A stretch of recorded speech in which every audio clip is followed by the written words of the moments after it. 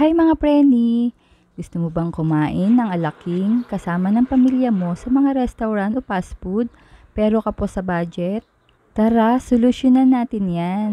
Hindi man pang restaurant ang itsura pero panalo ang lasa. Halika at panoorin mo ang version ko. Baka sakaling magustuhan mo. Meron ako ditong 2 buong breast chicken.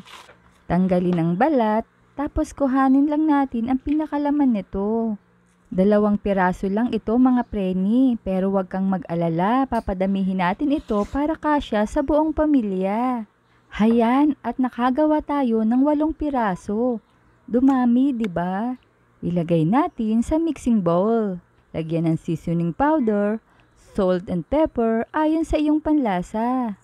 Siyempre maghugas muna ng kamay at i-mix lang natin ito. Lagyan ng calamansi juice at itlog. Haluing mabuti. Maglalagay din tayo ng 2 teaspoon of cornstarch and 2 tablespoon of all-purpose flour. Haluin lang at i-marinate natin ito ng 30 minutes. At habang nagmamarinate tayo, ihahanda natin ang iba pang sangkap. Gagamit tayo ng 1 carrots. Grind lang natin o i-chop ng maliliit. Ganito ang ginagamit ko para mabilis matapos. O ayan, tapos na. Itabi muna. Makalipas ng 30 minutes, eto na siya. Maglagay ng breadcrumbs sa mixing bowl.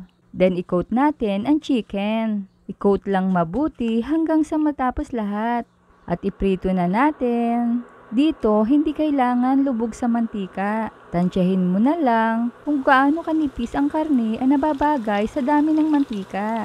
Eto ganito lang. Iprito hanggang maging golden brown. Ituloy lang ang pagpiprito hanggang sa matapos lahat. Sa isang bowl, maglagay ng 1 cup of water and 1/3 cup all-purpose flour. Haluin hanggang sa matunaw. Itabi muna. Sa mainit na kawali ay maglagay ng 4 tablespoon of butter. Tunawin lang at ilagay na ang carrots. Igisa ito ng 2 minutes. Maglagay din ng broth cube. Chicken or pork ay pwede. Tunawin lang natin at ilagay na ang flour mixture.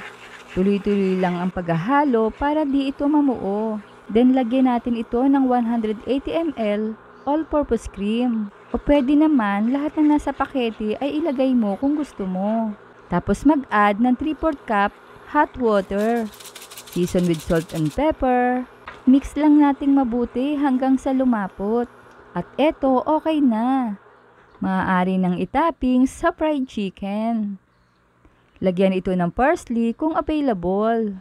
At ayan, ready na ang ating chicken alaking. At syempre, ready na rin kumain. Ay grabe mga preni, panalo ang sarap.